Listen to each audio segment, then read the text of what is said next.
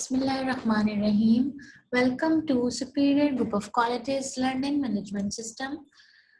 Students आज हम chapter number 5 का लेक्चर 5 स्टार्ट करेंगे which is about Bohr model of atom.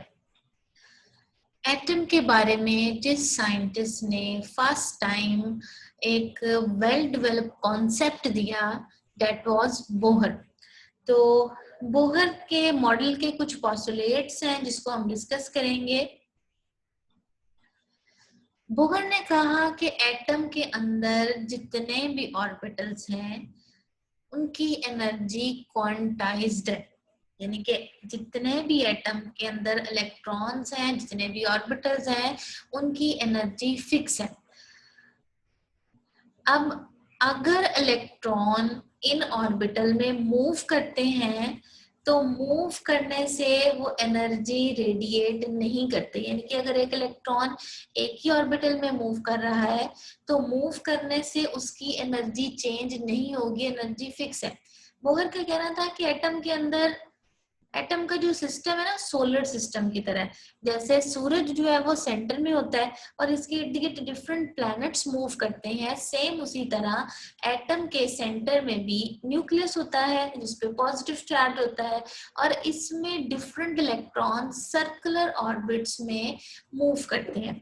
अब अगर इलेक्ट्रॉन एक ऑर्बिट में मूव कर रहा है तो उसकी एनर्जी फिक्स्ड है, उसकी एनर्जी चेंज नहीं होगी, यानी कि अगर हम इस ऑर्बिटल को बोले n1, इसी तरह सेकंड वाला जो है वो n2 n3, तो हर ऑर्बिटल की जो एनर्जी है वो फिक्स है। तो electron revolve in this orbital do not radiate energy, energy में चेंजिंग नहीं आएगी। अब अगर इलेक्ट्रॉन एक ऑर्बिटल से दूसरे ऑर्बिटल में जाता है तो इलेक्ट्रॉन एक ऑर्बिटल से जब दूसरे ऑर्बिटल में जाएगा तो एनर्जी में चेंजिंग आएगी, जिसको हम डेल्टा ई से शो करेंगे। Delta E is equal to E2 minus E1।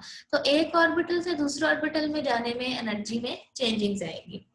अब उन्होंने बताया कि हर शेल के साथ एक डेफिनेट एनर्जी लेवल है।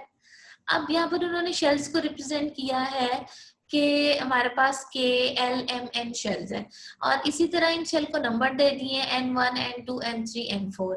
n1 की एनर्जी E1 होगी, n2 की energy E2, n3 E3, n4 E4। वो इलेक्ट्रॉन जो के या वो ऑर्बिटल जो के न्यूक्लियस के करीब है उनकी एनर्जी कम है और वो ऑर्बिटल जिन जो के न्यूक्लियस से दूर है उनकी एनर्जी ज्यादा है। अब इलेक्ट्रॉन अगर हायर ऑर्बिटल से लोअर ऑर्बिटल में आएगा तो एनर्जी रिलीज करेगा और अगर इलेक्ट्रॉन n1 से n4 में यानी कि लोअर से हायर ऑर्बिटल में जाता है तो एनर्जी एब्जॉर्ब करेगा। इलेक्ट्रॉन जंप करे जब एक ऑर्बिटल से दूसरे ऑर्बिटल में तो एनर्जी चेंजिंग आएगी। अगर इलेक्ट्रॉन एक ही ऑर्बिटल में मौजूद है तो उसकी एनर्जी फिक्स है, क्वांटाइज्ड है, उसमें चेंज नहीं आएगी। इसी तरह स्ट्रक्चर ऑफ एटम भी इसने एक्सप्लेन किया कि एटम के सेंटर में जो है वो न्यूक्लियस है जिसमें प्रोटॉन और इलेक्ट्रॉन प्रोटॉन और न्यूट्रॉन मौजूद हैं और इलेक्ट्रॉन जो है वो सर्कुलर ऑर्बिटल्स में मूव करते हैं। अब यहाँ पर उन्होंने बताया है कि जब इलेक्ट्रॉन किसी भी न्यूक्लियस के इर्द गिर्द मूव करते हैं तो उनका एक फिक्स्ड एंगुलर मोमेंटम होता है। अब फिक्स्ड एंगुलर मोमेंटम को हम अगर इक्वेशन के थ्रू रिप्रेजेंट करें तो mvr is equal to nh over 2 pi. m जो है वो mass of electron, v velocity, r radius, n जो है वो नंबर ऑफ शेल जो कि 1 2 3 जितने भी हो सकते हैं, h प्लैंक्स कांस्टेंट है और 2 पाई एक फिक्स वैल्यू है। अब अगर हम वैल्यू चेंज करते जाएं n की वैल्यू जो अगर हमारे पास 1 है तो h ओवर 2 पाई वैल्यू आएगी, अगर n की वैल्यू 2 है तो 2h ओवर 2 पाई, n की वैल्यू 3 तो 3h ओवर 2 पाई, इस तरह ये जो है वो चेंजिंग आती जाएगी।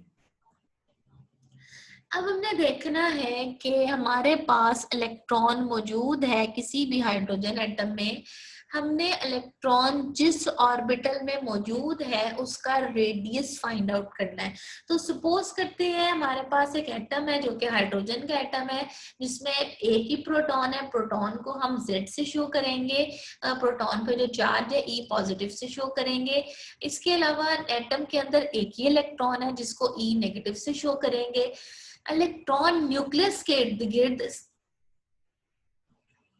सर्कुलर ऑर्बिटल में मूव करेगा और सर्कुलर ऑर्बिटल में मूव करने से इसकी वेलोसिटी जिसको हम v से रिप्रेजेंट करेंगे, एटम का जो है वो एक मास है जिसको हम m से शो करेंगे। अब जब इलेक्ट्रॉन न्यूक्लियस के इर्द गिर्द मूव करता है तो इसमें दो तरह की फोर्सेस होती हैं। एक फोर्स को हम बोलते हैं फोर्स ऑफ अट्रैक्शन, जो कि पॉजिटिव और नेगेटिव के दरमियान अट्रैक्शन होती है, जिसको हम ZE² over 4 pi epsilon naught r से रिप्रेजेंट करते हैं, r² से रिप्रेजेंट करते हैं। और दूसरी फोर्स होती है जो कि सेंट्रीफ्यूगल फोर्स, वो फोर्स जो कि इलेक्ट्रॉन को इस सर्कल में मूव करवाती है, जिसको हम Fc से शो करेंगे mv² ओवर r। अब Fe यानी कि attractive force ZE² over 4 pi epsilon naught r²। Basically कैसे आई, हमारे पास दो तरह के चार्जेस थे, प्रोटॉन का भी चार्ज और इलेक्ट्रॉन का भी, और रेडियस भी था। तो Fe is equal to k Q1 Q2 और r²। बेसिकली ये कूलम्स लॉ से हम ड्राइव करते हैं। और k की जगह अगर हम ये कांस्टेंट की वैल्यू पुट करें तो कांस्टेंट की वैल्यू पुट करने से 1 over 4 pi epsilon not basically permittivity of vacuum या परमिटिविटी ऑफ फ्री स्पेस है, जिसकी वैल्यू 8.84 इंटू 10⁻⁻12 कूलम स्क्वायर पर जाउल पर मीटर है। अब दूसरी हमारे पास फोर्स है mv² ओवर r। अगर हम इन दोनों फोर्सेस को कंपेयर करें तो ZE² over 4 pi epsilon naught r² is equal to mv² over r, और यहाँ पर r इस स्क्वायर से कैंसिल आउट हो जाएगा। तो हमारे पास जो फाइनल वैल्यू आएगी mv² is equal to ZE² over 4 pi epsilon naught r। और क्योंकि हमने रेडियस फाइंड आउट करना है तो हम r की वैल्यू को सेपरेट कर लेंगे। जब r सेपरेट होगा तो mv² इधर जाके डिवाइड हो जाएगा। अब अगर हम यहाँ पर रिलेशनशिप देखें r का रिलेशनशिप अगर हम देखें मैस से तो r का और मास का इनवर्स रिलेशन है। इसी तरह रेडियस का और वेलोसिटी का भी इनवर्स रिलेशन है। जितना रेडियस ज्यादा होगा उतनी वेलोसिटी कम होगी, जितना रेडियस कम होगा उतनी वेलोसिटी ज्यादा होगी। तो इस इक्वेशन में हमें तमाम वैल्यूज पता है, हमें Z प्रोटॉन के नंबर भी पता है, हमें इलेक्ट्रॉन का चार्ज भी पता है, एप्सिलॉन नॉट की वैल्यू भी पता है, पाई की, मास, हमें तमाम वैल्यू पता है एक्सेप्ट v²। तो v² की वैल्यू फाइंड आउट करते हैं। हमने अभी बोहर मॉडल में एंगुलर मोमेंटम पढ़ा।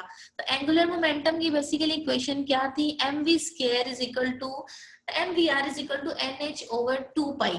अगर इस इक्वेशन से हम v को सेपरेट कर लें तो nh ओवर m 2 पाई mr, और अगर हम इस इक्वेशन का स्क्वायर रूट ले लें तो square v² is equal to n² h² over 4 पाई² m² r²।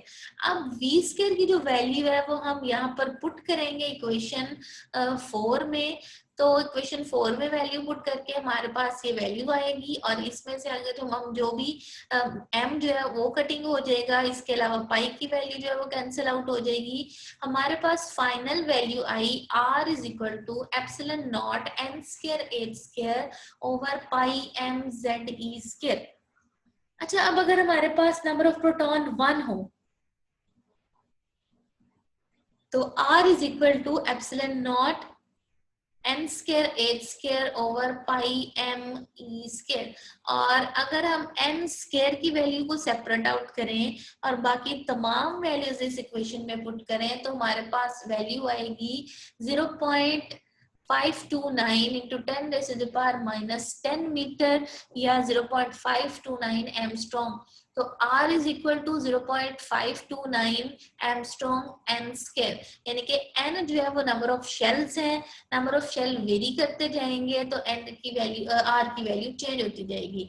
अब यहाँ पर देखें, अगर n इज इक्वल टू 1 है तो फर्स्ट शेल है 0.529 एमस्ट्रॉन्ग। इसी तरह n इज इक्वल टू 2 तो वैल्यू जो है वो इंक्रीज हो जाएगी। हम जैसे यहाँ पर देख रहे हैं कि जैसे जैसे नंबर ऑफ शेल्स बढ़ रहे हैं रेडियस की वैल्यू इंक्रीज होती जा रही है, रेडियस बढ़ता बढ़ता जा रहा है।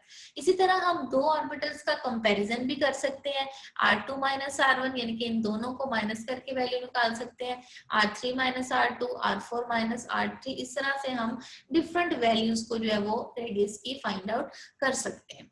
Thank you very much.